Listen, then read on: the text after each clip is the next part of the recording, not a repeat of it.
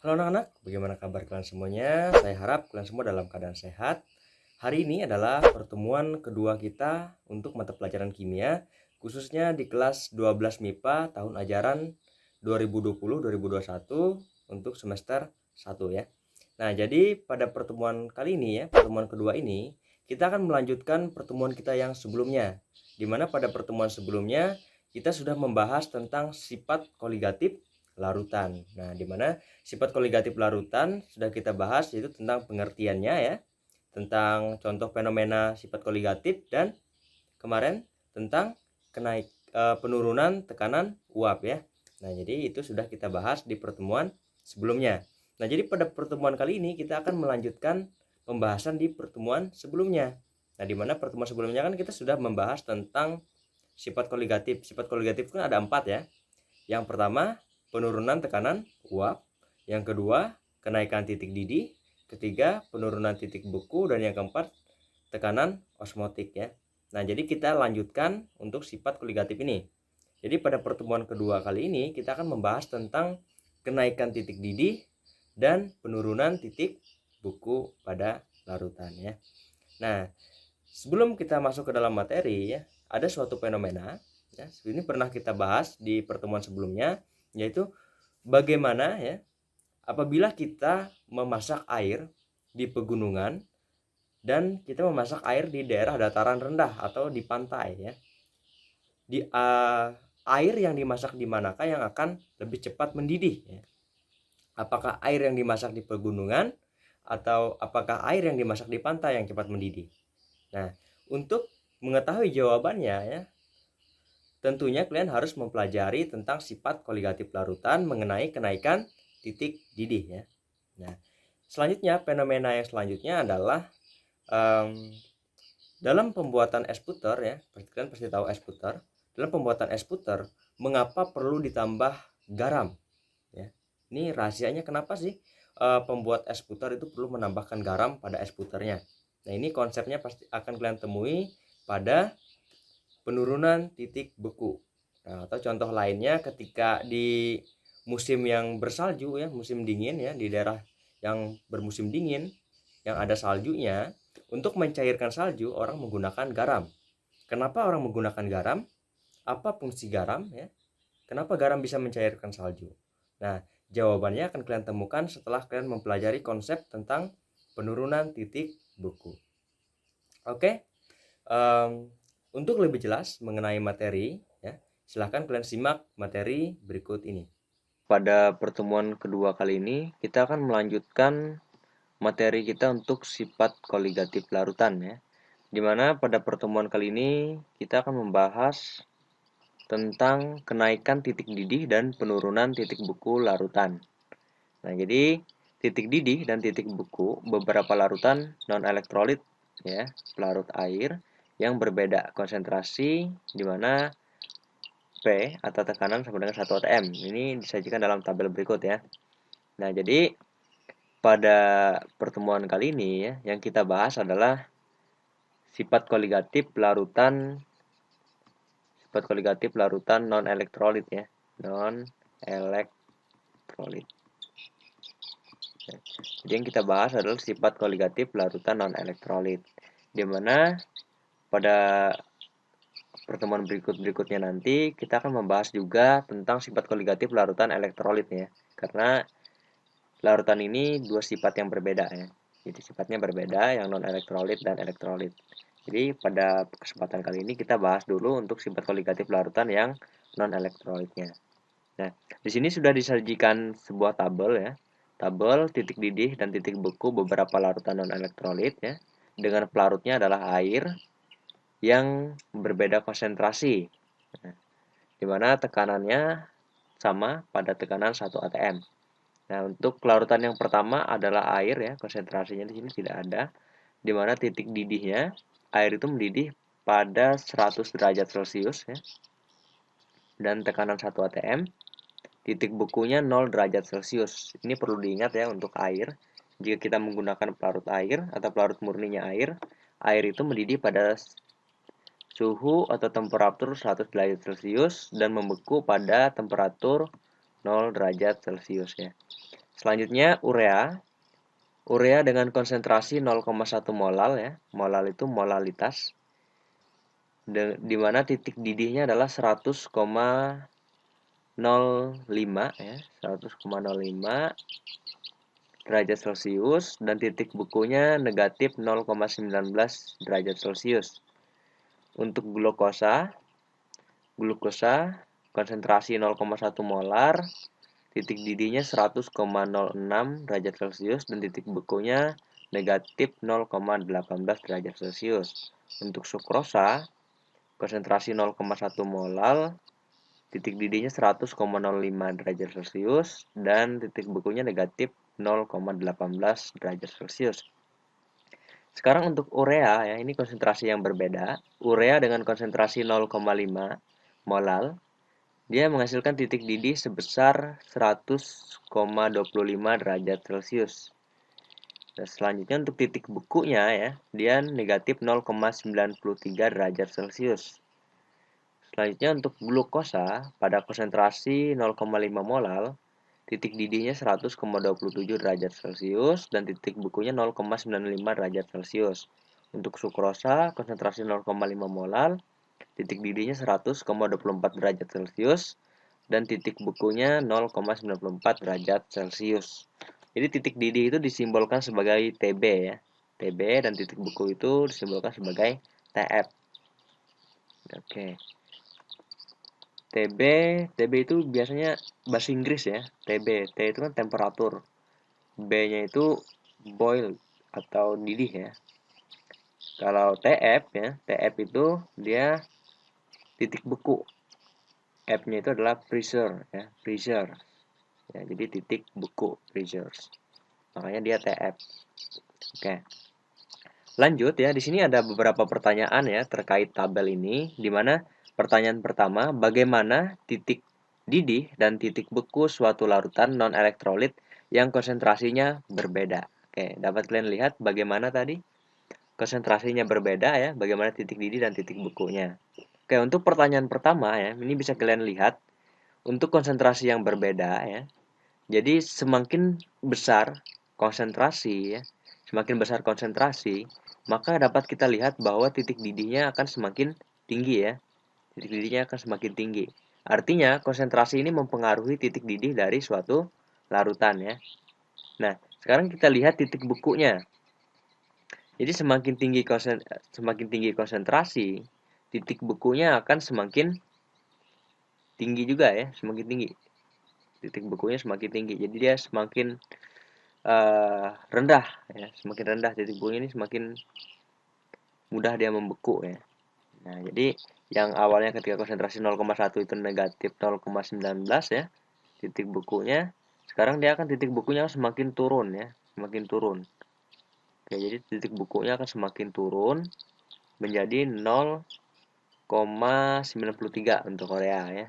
Jadi dia titik bekunya semakin turun ya, semakin rendah, jadi semakin membeku. Jadi temperatur titik bekunya itu akan semakin turun dan temperatur untuk titik didihnya akan semakin naik ya. Jadi, seperti itu. Selanjutnya bagaimana titik didih dan titik beku suatu larutan non-elektrolit yang berbeda zat terlarut dengan konsentrasi yang sama. Kayak sekarang kita perhatikan di sini ya. Misalkan kita bandingkan urea dengan glukosa ya. Pada konsentrasi yang sama ya. Urea dia titik didihnya lebih kecil dibandingkan glukosa ya. Jadi glukosa titik didihnya sedikit lebih tinggi dibandingkan urea. Untuk titik bekunya urea ya, titik bekunya ini lebih rendah ya, lebih rendah dibandingkan glukosa ya. Jadi glukosa untuk titik bekunya dia lebih tinggi dibandingkan urea. Jadi seperti itu.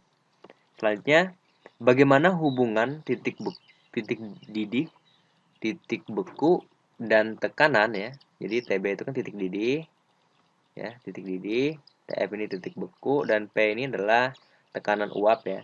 Bagaimana hubungan titik beku, titik didih ya dan tekanan uap suatu larutan non elektrolit ya. Hubungannya bagaimana?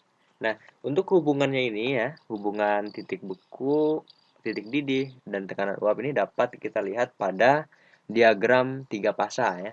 Diagram tiga fasa itu diagram hubungan antara fasa cair, padat, dan gas ya. Nah, di mana ini diagramnya dibuat berdasarkan temperatur ya, berdasarkan temperatur dan tekanan ya. Jadi berdasarkan temperatur dan tekanan atau tekanan uap versus temperatur seperti itu. Oke, sekarang kita lanjut ya ke kenaikan titik didih larutan ya. Kita lanjut ke kenaikan titik didih larutan. Nah, di mana kenaikan titik didih larutan ini disimbolkan sebagai delta TB ya, kenaikan titik didih.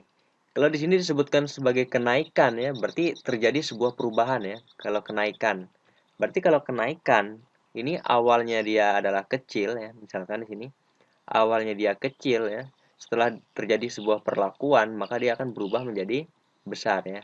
Nah, kenaikan ini ya disimbolkan sebagai delta TB ya. Disimbolkan sebagai delta TB. Nah, delta itu menandakan bahwa terjadi sebuah perubahan ya, delta TB. Nah, untuk hubungan antara sifat-sifat penurunan tekanan uap ya, delta P, kenaikan titik didih delta TB, dan penurunan titik beku delta TF, larutan dapat diterangkan dengan bantuan suatu diagram ya. Ini yang seperti saya bilang tadi, diagram tekanan uap versus temperatur. Nah, atau disebut juga sebagai diagram PT atau diagram tiga fasa ya. Kayak ini dia. Nah, jadi untuk ini ya, untuk diagram tiga fasa ini, untuk sumbu Y-nya adalah tekanan uap ya. Sumbu Y ini tekanan uap dan sumbu X-nya adalah temperatur ya. Tekanan uap di sini dia dalam mmHg ya, atau ATM juga bisa ya. Jadi 1 ATM ya, 1 ATM itu sama dengan 760 mmHg. Seperti itu. Nah, untuk temperaturnya dia di sini dalam derajat Celcius ya. Dalam derajat Celcius. Nah, untuk membaca diagram ini ya, di sini sudah saya buat untuk kurvanya, di mana kurva A ya, di sini ada A, kurva A ke O, A ke O ya, yang ini. A ke O. A ke O ini merupakan kurva tekanan uap untuk S ya. Jadi dari A ini ya, A ini ke O di sini dia merupakan tekanan uap untuk S ya. Jadi dari sini ke sekitar sini ya, dia tekanan uap untuk S. Nah, sampai sini. Jadi di sini merupakan tekanan uap untuk S. Selanjutnya untuk O ke B ya, kita baca di sini O ke B. Nah, di sini dari O ini lagi ya. Dari O ini ke B. Ke B yang di sini ya. Ke B. Nah, jadi dari O ke B di sini merupakan kurva tekanan uap untuk air murni ya. Nah, dari sini ke sini ya. Di sini kurva untuk tekanan uap air murni. Jadi untuk air murni nanti dia tekanan uapnya dari sini ke sini ya. Dari sini, dari O ke B. Oke. Nah, selanjutnya suatu cairan ya, suatu cairan. Di sini kan fasanya cair ya. Fasanya cair. Nah, fasanya cair. Suatu cairan ya, itu akan mendidih pada temperatur tertentu. Nah, jadi ada temperatur tertentu suatu cairan itu bisa mendidih. Di mana pada tekanan uapnya pada saat tekanan uapnya sama dengan tekanan udara luar ya. Jadi suatu cairan itu akan mendidih ya saat cairan mendidih ya, cairan mendidih itu saat saat P ya, saat P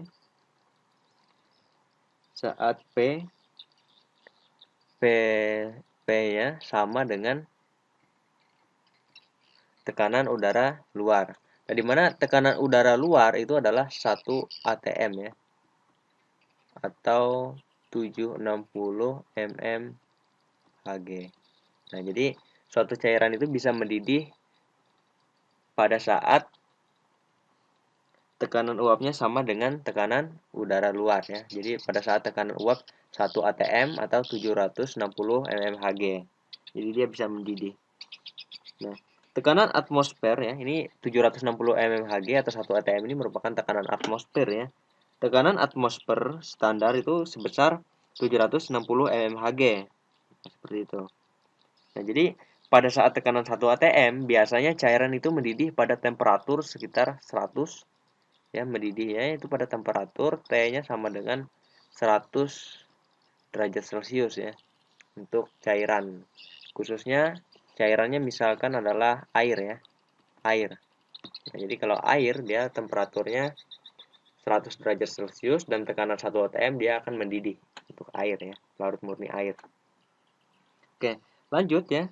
Sekarang di sini ada O aksen ya. Sini bisa dilihat. Sini ada O aksen. O aksen dan ke B aksen. Nah, ini B aksen. Ini beda ya. Ada O aksen dan B aksen. Kalau di sini tadi kan untuk pelarut murni adalah O ke B. Kalau O aksen ke B aksen ya, yang ini, O aksen B aksen, merupakan kurva tekanan uap larutan dari zat terlarut non-volatil. Nah, jadi ini merupakan kurva tekanan uap larutan dari zat terlarut non-volatil.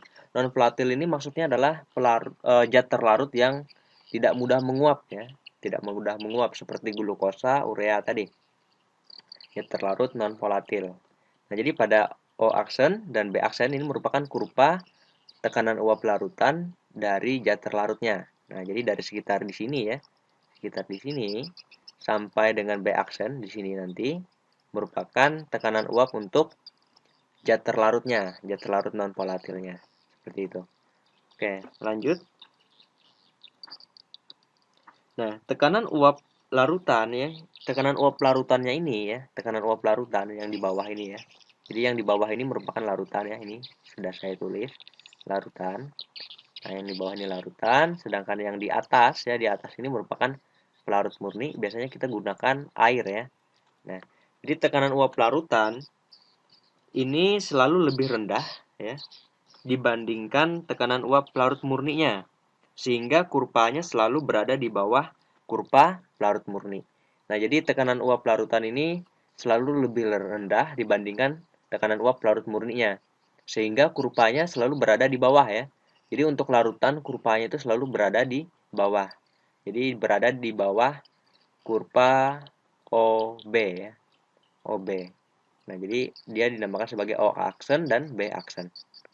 Jadi dia berada di bawah karena dia tekanan uapnya selalu lebih rendah jika dibandingkan dengan pelarut murninya. Nah, jadi tekanan uap untuk larutan di sini ya, ya di sini. Atau disebut sebagai P aksen. Nah, di sini untuk larutan. Nah, kalau tekanan uap pelarut murni dia letaknya di sini ya, atau disebut sebagai P0. Nah, jadi P0 ini merupakan tekanan uap pelarut murninya. Jadi di sini letaknya. Kalau P aksen ini tekanan uap pelarutannya. Jadi dia selalu berada di bawah ya. Nah, seperti itu.